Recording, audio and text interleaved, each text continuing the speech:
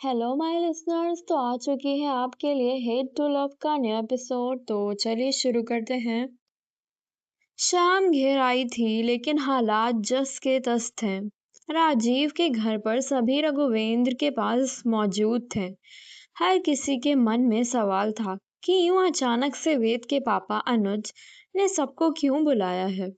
अनुज ने एक नजर वेद की ओर देखते हुए कहा, जो होना था हो चुका है।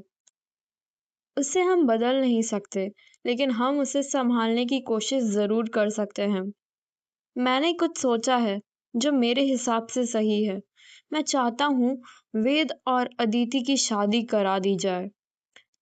अनुज के शब्द हर किसी को नुकीली तीर की तरह जा चुभे। सभी हैरान थे, अदिति और वेद सबसे ज्यादा। तभी वेद की माँ ने एक नजर वेद की ओर देखते हुए अनुज को टोका। क्या कह रहे हैं आप अनुज? ये सही नहीं है, ये गलत है। किसी के ऊपर अपना फैसला थोपना सरासर गलत है। हर कोई स्वतंत्र है, आजाद है।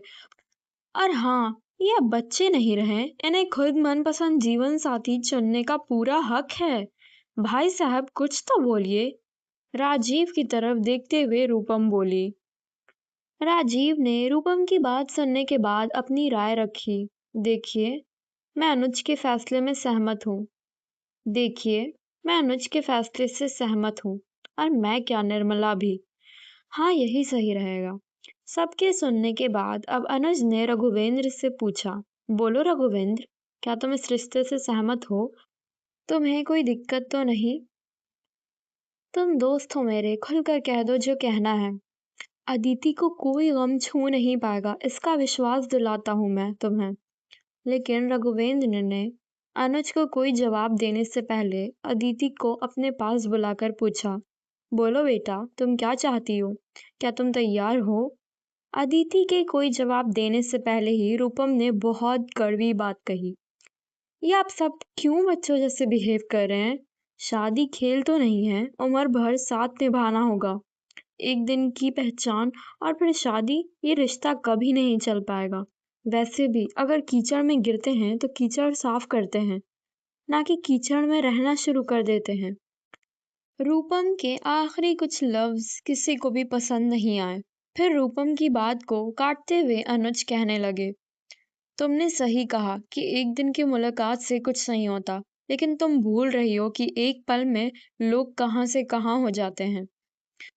अरे एक सेकंड में लोग अपनों से दूर हो जाते हैं। और ये शादी तो जरूर होगी। मेरी दिली इच्छा थी कि अदिति मेरी बहू बने। और अब तो भगवान ने इशारा भी दे दिया है। और क्या चाहिए? तुम बोलो बेटा अदिति, तुम्हारा क्या कहना है?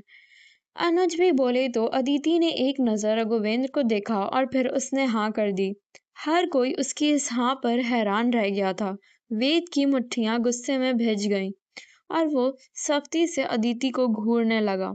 रूपम ने अब सबको सुनाते हुए कहा, आप लोग सुन लो एक बात। ये शादी कभी नहीं होगी। अच्छा लड़का देखा नहीं कि पढ़ा दिए फेरे। अपनी बात रखकर रूपम अपनी बेटी सौम्या को साथ लिए कमरे से बाहर निकल गई। रूपम के जाने के बाद वेद ने भी अपने पापा से कहना चाहा, डैड, डैड में ये शादी, लेकिन उससे पहले कि वो अपनी बात पूरी करता, अनुज ने उसे टोका। तुम्हें करनी होगी ये शादी। हाँ, मैं जानता हूँ कि ये गलत है। गलत है किसी के साथ शादी जैसी चीजों में जबरदस्ती करना। लेकिन मुझे तेरे लिए अदिति परफेक्ट नजर आ रही है। तो जब कभी गिरेगा तो वो संभाल लेगी, वो सब कुछ बदल देगी। श्रेया की तरह सिर्फ किट्टी पार्टी नहीं करेगी, बल्कि जिम्मेदारियां भी निभाएगी। वेद ये सुनकर गुस्से से बाहर चला गया और सीधा रूपम के कमरे में जाकर उससे कहने लगा, मॉम, ये डैड क्या कर रहे हैं? कोई गलती नहीं की है मैंने। और मैंने बोला था ना कि अभी शादी नहीं करनी है। जब करनी होगी तो बता दूंगा। ऐसे कैसे कर लूं उस अदिति से शादी? उसे मैं ठीक से जानता तक नहीं। This is not fair mom. आप बोलो ना, मना कर दे डैड उनको। वेद को इतना परेशान देखकर रूपम मुझसे बोली, आई एम सो सॉरी बेटा, मैं कुछ नहीं कर सकती। अब वो किसी की नहीं सुनेंगे। लेकिन आने दो उस लड़की को हमारे घर में, देखना खुद भाग जाएगी वो। अपनी माँ और भाई वेद को सौम्या बहुत देर से सुन रही थी। आखिर में उससे रहा नहीं गया और उसने उनसे बीच में ही कहा, वो अदिति, वो इतनी खराब भी नहीं है। सौम्या की ये कहते ही रूपम और वेद उसे घूरने लगे।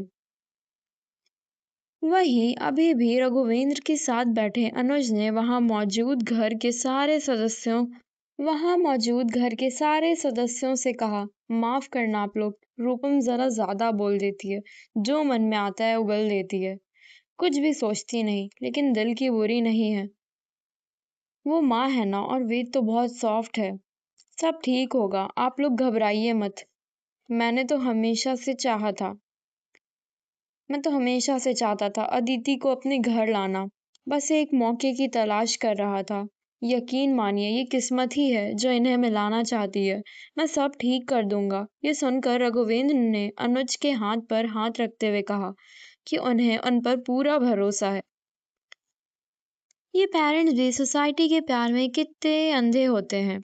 उन्हें अपने बच्चे से ज्यादा भरोसा अपने सो कॉल्ड सोसाइटी से होती है। रघुवेंद्र ने अनुज के हाथ पर हाथ रखते हुए कहा कि उन्हें उन पर पूरा भरोसा है। और फिर क्या?